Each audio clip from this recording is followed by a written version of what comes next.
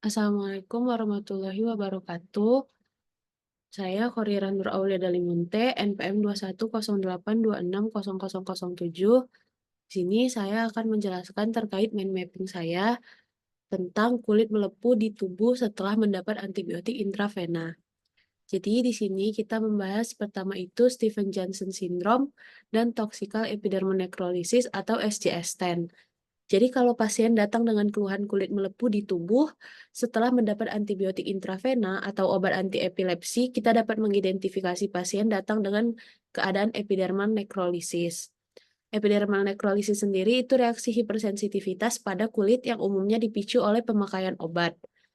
Epidermal necrolysis biasanya memberikan gejala sebagai berikut kepada pasien, yaitu area ruam membesar dan menyebar, seringkali membentuk lepuh di bagian tengahnya. Kulit lepuh sangat longgar dan mudah digosok, seringkali hanya dengan sentuhan atau tarikan lembut, dan lepuh mengelupas selama 1 hingga 3 hari, yang jika dibiarkan dapat membuat pasien merasa kesakitan dan berujung pada kematian. Selain itu, pasien juga merasakan demam, sakit mulut dan tenggorokan, kelelahan, dan mata terasa terbakar. Jadi epidermal necrolysis sendiri terbagi menjadi 3. Yang pertama itu Stephen Johnson Syndrome atau SJS. Nah, pertama definisi. Akibat reaksi hipersensitivitas atau reaksi kompleks imun 4, biasanya SJS merupakan reaksi terhadap pengobatan yang diawali dengan gejala mirip flu, diikutin ruam, nyeri yang menyebar, dan melepuh, kemudian lapisan atas kulit yang terkena akan mati, mengelupas, dan mulai pulih setelah beberapa hari. Kalau di pemeriksaan fisik, bisa dijumpai eritema, vesikel, dan bula yang pecah sehingga terjadi erosi luas pada kurang dari 10% permukaan tubuh, dan terdapat juga purpura pada permukaan kulit, mukosa orifisium, dan mata.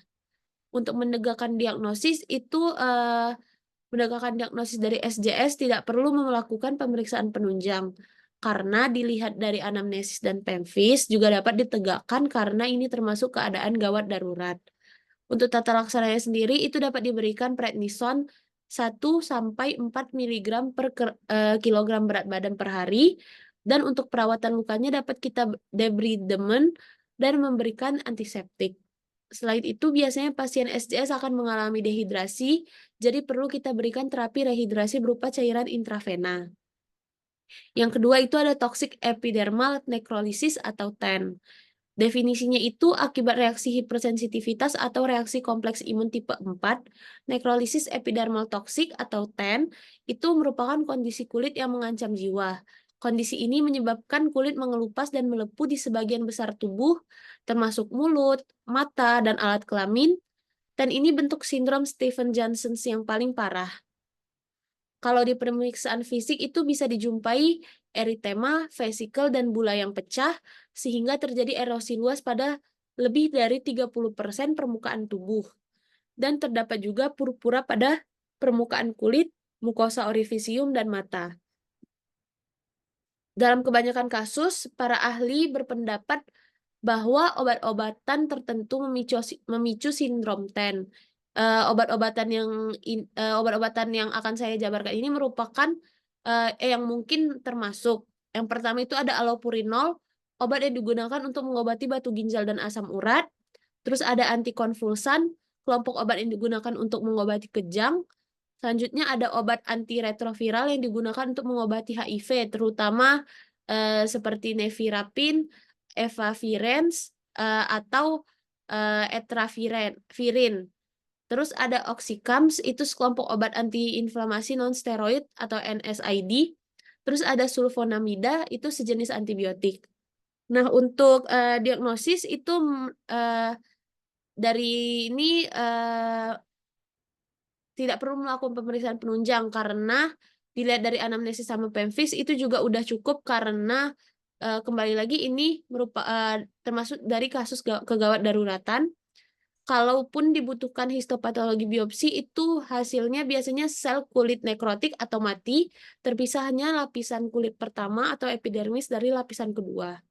Untuk tata laksananya sendiri itu kita berikan prednison 4-6 mg per kilogram berat badan per hari, dan untuk perawatan lukanya sama di debridement dan memberikan antiseptik.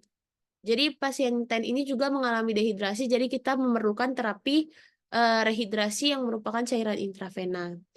Perawatan lain untuk TEN ini mungkin termasuk imunoglobulin, itu menerima imunoglobulin melalui infus. Jadi imunoglobulin ini merupakan cairan steril yang terbuat dari plasma donor atau bagian cair dari darah. Imunoglobulin mengandung antibodi atau zat yang membantu tubuh melawan infeksi.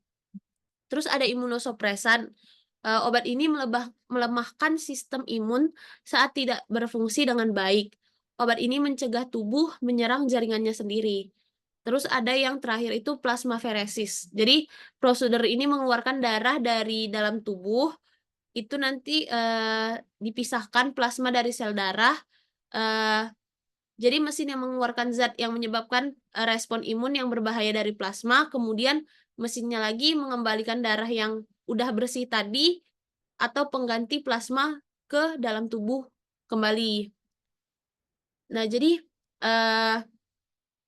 SJS-10 ini sama halnya dengan yang tadi udah dijelaskan yang SJS sama yang TEN.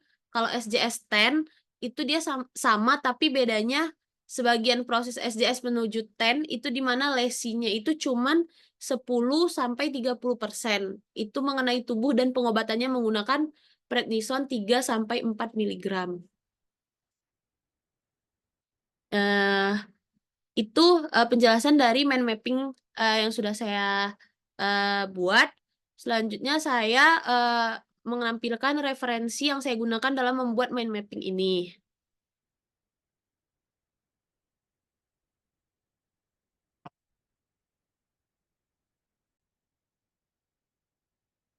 Nah, ini referensi yang saya gunakan dalam membuat mind mapping tadi. Mungkin itu saja yang dapat saya jelaskan terkait mind mapping yang sudah saya buat. Assalamualaikum warahmatullahi wabarakatuh.